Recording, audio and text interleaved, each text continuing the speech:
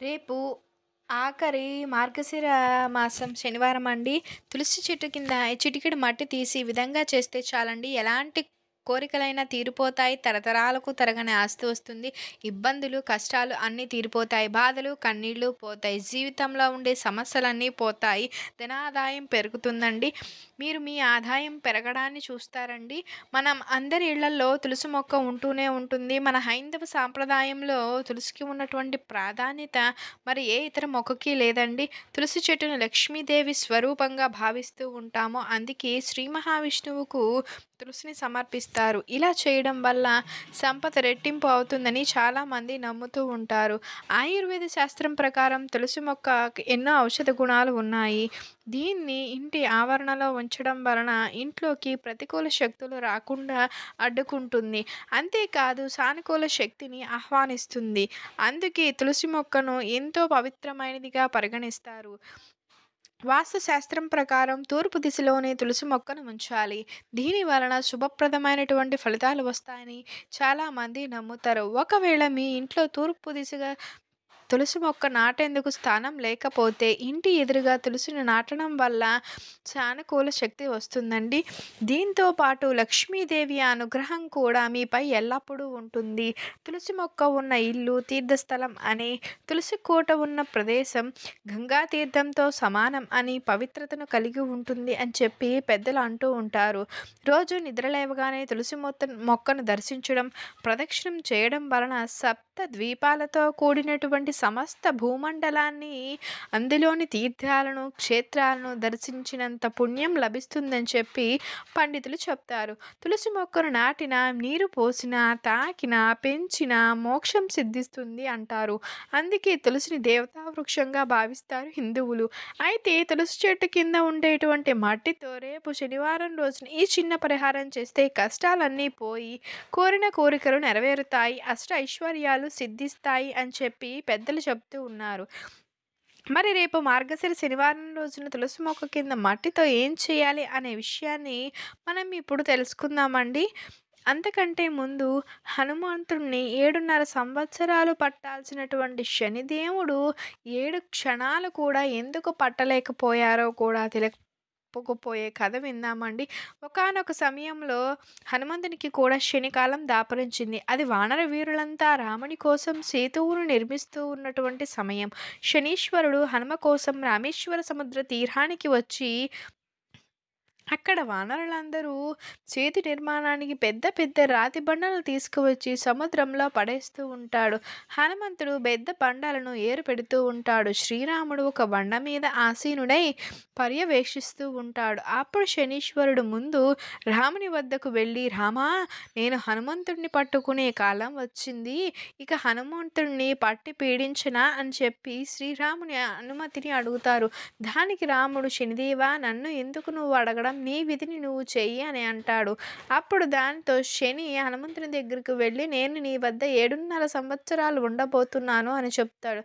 ఆ మం ఆ మాటలు విన్న హనుమ, నేను రామకార్యంలో నిలబడి ఉన్నాను. నాకు ఇంతటి సమయం కుదరదు. 7.5 సంవత్సరాలు వద్దు, కానీ ప్రస్తుతానికి 7.5 మాసాలు ఉంటాను, సరేనా అని అంటాడు. అందుకు కూడా హనుమంతుడు ఒప్పుకోడు. అప్పుడు శనీశ్వరుడు కనీసం 7.5 వారాలైనా ఉంటాను అంటూ కాల ప్రభావాన్ని తగ్గించుకుంటూ వస్తాడు. కానీ హనుమంతుడు రామనామం ఆపకుండా జపిస్తూనే చివరకు ఒక 7 క్షణాల కాలం తనని పట్టుకోవలసిందిగా శనీశ్వరుడిని కోరుతాడు. అప్పుడు శనీశ్వరుడు, నీ కాళ్ళల్లో ప్రవేశించనా అని అడుగుతాడు. దానికి హనుమంతుడు, వద్దు, సేతువును కట్టడానికి రాళ్లను తీసుకురావాలి, పరిగెత్తాలి అన్నా, నడవాలి అన్నా కాళ్ళు అవసరము. అప్పుడు శని, సరే, నీ చేతులు పట్టుకోనా అని అంటాడు. దానికి ఆంజనేయ స్వామి వారు, ఆ రాళ్లను చేతితోనే కదా మోసి తీసుకువస్తున్నాను, చేతులు పట్టుకోవద్దు అంటాడు. అయితే నన్ను ఏం చేయమంటావు, నీ భుజాలపైన ఎక్కమంటావా అని అంటాడు. అప్పుడు రామ లక్ష్మణుల్ని నా భుజాలపైన ఎక్కించుకొని వెళ్తూ ఉంటాను, అందువలన భుజాలు ఎక్కడానికి వీలు లేదు అంటాడు హనుమంతుడు. పోనీ నీ హృదయంలో ఉండవచ్చా అని అడుగుతాడు శనీశ్వరుడు.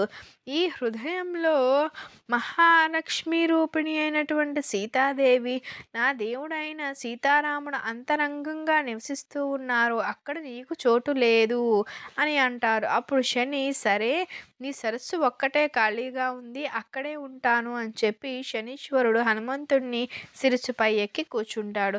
హనుమంతుడు ఒక పెద్ద బండరాయిని తన శిరస్సు పైన శనీశ్వరుని మీద పెట్టుకుని ఒక్కొక్క బండను సముద్రంలో వేయడం మొదలుపెడతాడు. బండరాళ్ల బరువును మోయలేక శనీశ్వరుడు కళ్ళు తేలవేస్తాడు. మరో పెద్ద బండరాయిని హనుమ తన శిరస్సు పైన పెట్టుకోగానే శనీశ్వరునికి ఊపిరి సలపక గిలగిలలాడుతాడు. హనుమంతుడు ఆ రాయిని సముద్రంలో వేసిన మరుక్షణమే శనీశ్వరుడు హనుమ శిరస్సుపై నుండి కిందకి దూకేస్తాడు. అప్పుడు శనీశ్వరుడు అంటే శనిదేవుడు హనుమతో ఈ విధంగా అంటాడు: "మారుతి, నీ వల్ల నాకు శ్రీరాముని సేవించేటువంటి భాగ్యం కలిగింది.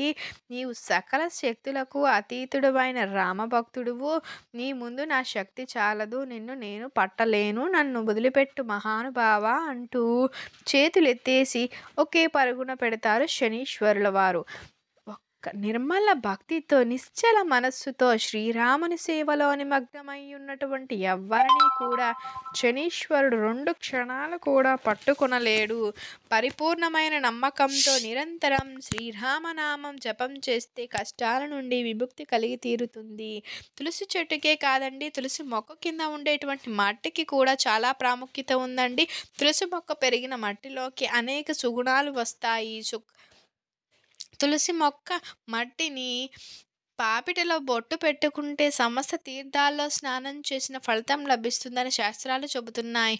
తులసి మొక్క మీద ఉన్నటువంటి మట్టితో ఈ పరిహారం చేస్తే సకల కార్యక్రమాలు నెరవేరుతాయి, కోరికలు తీరుతాయి అని చెప్పవచ్చు.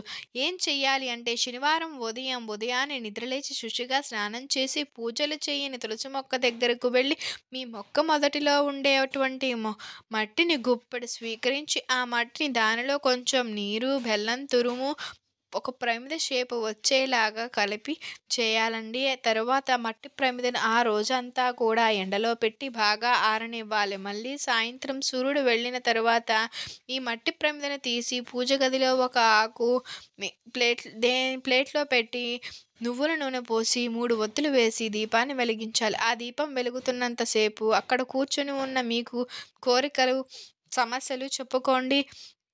ప్రతి శనివారం కూడా ఈ ప్రమిదలోనే వెంకటేశ్వర స్వామి ముందు దీపారాధన చేయండి. ఖచ్చితంగా మీరు కోరిన కోరికలు నెరవేరుతాయి. మీకు ఉన్న కష్టాలన్నీ తీరిపోతాయి. లక్ష్మీదేవి వెంకటేశ్వర స్వామి వారి అనుగ్రహంతో తరతరాలకు తరగని ఐశ్వర్యం లభిస్తుంది. కాబట్టి మీరు రేపు శనివారం రోజు తులసి చెట్టు కింద మట్టితో ఈ చిన్న పనిని చేసి శుభ ఫలితాలను పొంది ఆనందంగా జీవించవచ్చండి. మీకు కనుక ఈ వీడియో నచ్చినట్లయితే లైక్ చేయండి, షేర్ చేయండి, సబ్స్క్రైబ్ చేయండి. Thank you for watching. Thank you so much.